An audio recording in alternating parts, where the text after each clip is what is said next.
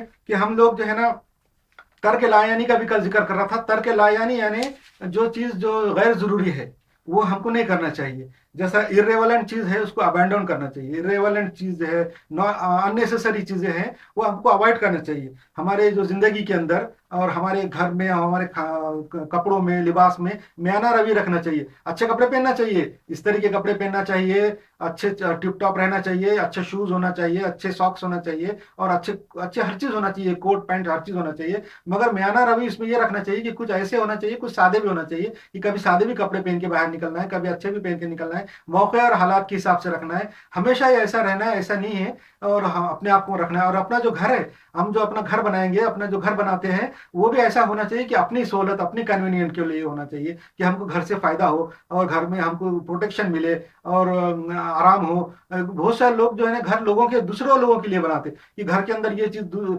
ऐसी होना चाहिए नहीं तो लोग नाम रखेंगे, ये पर्दे ऐसा होना चाहिए नहीं तो लोग नाम रखेंगे, सोफे ऐसा होना चाहिए नहीं तो लोग नाम रखेंगे, डेकोरेशन ऐसा होना चाहिए। तो ऐसा नहीं है, घर अपने फायदे के लिए है, लोगों के फायदे के लिए नहीं है। इसलिए कभी भी ध्यान रखिए कि हर चीज में सादगी रखें, सिंप्लिसिटी रखें, और कम से कम अपना पैसा जो है, अपनी दौलत का कम से कम जो है बेजा इस्तेमाल कम से कम करे। बेजा इस्तेमाल ना करे, शादी ब्याह है और जो है ऐसे फजूल खर्चियों के अंदर पैसा इस्तेमाल ना करे। हमारे पास रिसोर्सेज की कमी होती जा रही है, दिन ब दिन हमारे पास रिसोर्सेज कम होते जा रहे हैं। और जो है क्या है, तो फजूल खर्ची करने वाले, फजूल खर्ची और बेजा पैसा खर्चा करने वाले शैतान के एजेंट है। शैतान ही ऐसे ऐसे कराता है और उसकी वजह से बुरी चीजें होती है। और हम लोग जो है, जैसा बता रहा हूँ, आज के जमाने में गाने सुनने और म्यूजिक सुनने के लिए कानों में हेडफोन लगा लेते हैं। आजकल जो ब्लूटूथ के हेडफोन लगा रहे आ रहे, उससे भी जो है ना, मैं तो बताया कि उससे तो हमारा टाइम भी वेस्ट होता। हमारा खाली टाइम जो है गाने सुन के वेस्ट एक तो होता ही होता है, उससे गुनाह भी है। और दूसरा ये कि वो हेडफोन लगाने से कान के अंदर इन्फेक्शन भी होते।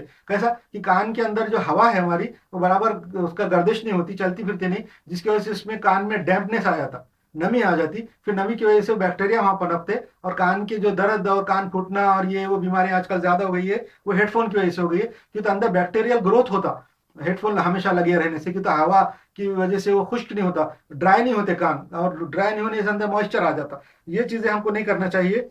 और गैर जरूरी चीजों से परहेज करना चाहिए, और पैसे का गलत इस्तेमाल नहीं करना चाहिए, पैसे का एफिशिएंट इस्तेमाल करना चाहिए।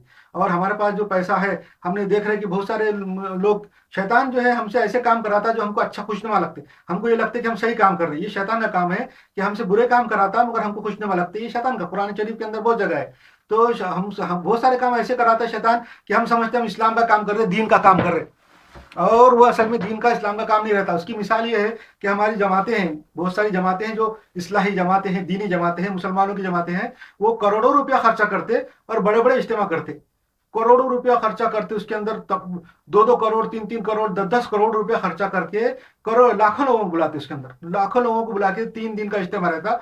3 दिन के अंदर पता चलता कि डीजल इतने रुपए का खर्चा हुआ, जनरेटर इतने लगाए थे, और वो डिस्पोजेबल टॉयलेट इतने बनाए थे, वजू खाने इतने थे, पानी के लिए जो है ना इतनी ट्यूबवेल खोदे हमने वहां पे जाकर, बड़ी जगह, किसी की जगह किराए से ली, किसी के जो खेत और फील्ड किराए से लेके उसके अंदर हमने 13 जो है बोरवेल डाले, ट्यूबवेल डाले, और उसमें से पानी निकाल के वजू का इंतजाम किया। और इतना बड़ा शामियाना लगाया, पिंडाल लगाया, इतना बड़ा पिंडाल लगाया, और इसके ऊपर इतने खर्चा हुए, पिंडाल के ऊपर इतने खर्चा हुए, इलेक्ट्रिसिटी के ऊपर इतने खर्चा हुए, और जो ट्रैवल करके लोग दूर दूर से आए उसके ऊपर इतने हुए, और इतने लाख लोग आए, 1 करोड़ लोग आए, 2 करोड़ लोग आए, और 30 लाख आए, 50 लाख आए, और 3 दिन तक वहां रहे। वहां पे जो है ना, वहां मैं देखा वो ऐसे इज्तिमाओं में कि जो दीन की बातें हैं, अच्छी बातें हैं, वो बहुत कम है, और वो उसका म्यार भी बहुत कम है, उसका जो स्टैंडर्ड है बातों का वो भी बहुत कम होता है बिल्कुल। और मुख्तसर उसकी कोई अफादियत नहीं होती। और 3 दिन के अंदर ये करोड़ों रुपया खर्चा कर देते और लाखों रुपया खर्चा कर देते। और इसकी इसके ये जो पूरा पैसा है हमारा, ये सब जो है हमारे दुश्मनों के पास जा रहा है। ट्रैवल है, हम उनसे रिसोर्सेज खरीद रहे हैं और सारी चीजें उनसे ले रहे हैं। हमारा पूरा करोड़ों रुपया कौम का, मिल्लत का बर्बाद हो रहा है 3 दिन का। और 3 दिन के अंदर कोई फायदा नहीं होता। कौन उसके अंदर इस दिन कबूल कर रहा है, इस्लाम कबूल कर रहा है? कोई भी नहीं, उससे कोई फायदा नहीं है। ऐसे ऐसे काम हमेशा होते चले आ रहे हैं। तो ऐसे काम से भी बचना चाहिए। और ये जो पैसा जो मिल्लत और कौम का है, तुम जमा करके चंदा करके जो यूज कर रहे हैं, तो ये पैसे को कंस्ट्रक्शन में लगाओ। इतना करोड़ों रुपया जब तुम खर्चा करके 3-3 दिन की इस्तेमाल करेंगे, उससे कोई फायदा नहीं होगा, उसमें कोई भी कन्वर्ट नहीं होता, उसके अंदर कोई नया आदमी नहीं आता। उन्हीं के खानदान के लोग, उन्हीं के पहले के पुराने लोग सारे जमा होकर जबरदस्ती पकड़ पकड़ा के घूमने फिरने के लिए आते हैं। वहां पे खाने पीने की होटलें लगती, और रोशनियां, लाइटें, और लाखों रुपया खर्चा हो जाता, करोड़ों रुपया तक का खर्चा हो जाता उसके अंदर, और उसका कोई फायदा नहीं। बल्कि इतना ज्यादा पैसा अगर तुम कर सकते खर्चा, तो मुसलमानों की माशरे की, सोसाइटी की भलाई के लिए इस्तेमाल करो। मुसलमान नौजवान इसके अंदर बेरोजगार हैं, बेरोजगारों को तुम रोजगार डाल के दो। बहुत सारी नौजवान लड़कियां हैं, जो खानदान हैं, जो शादी के लिए पैसे की वजह से पीछे हट जाते हैं, उनके लिए तुम पैसा खर्चा करो। इसके अंदर ये काम आएगा, ये इज्तिमा के अंदर पैसा खर्चा करना मैं इसके खिलाफ हूँ। इसके बदला ये कर सकते कि इज्तिमा करने आप बोलेंगे, जब इज्तिमा नहीं करेंगे, जमा नहीं करेंगे लोगों को, तो दीन की इशाअत कैसा होगी, तबलीग कैसा होगी। उसके लिए सबसे अच्छा तरीका ये है कि मस्जिदों के अंदर जो है ना, आलिम एक एक आदमी की जो छोटा मोटा वो दीन की अच्छी खासी तालीम देके, मुश्किल दीन मुश्किल नहीं है, 1 महीने में किसी आदमी को तुम फुल ट्रेन कर सकते, उसको अच्छी तालीम देके हर मस्जिद के अंदर उसको घुमाते रहो।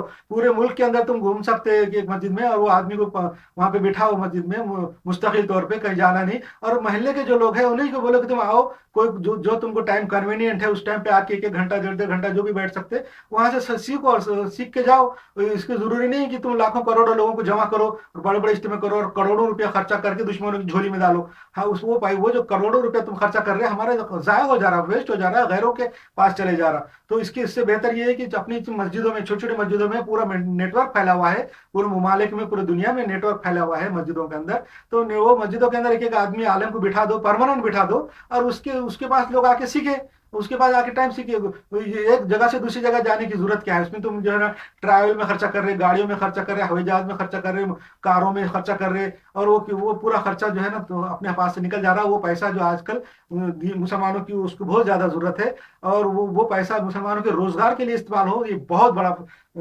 अजर उसके अंदर है। ये भी करना, इसराफ और बेजा चीजों में पैसा लुटाने का जिक्र मैंने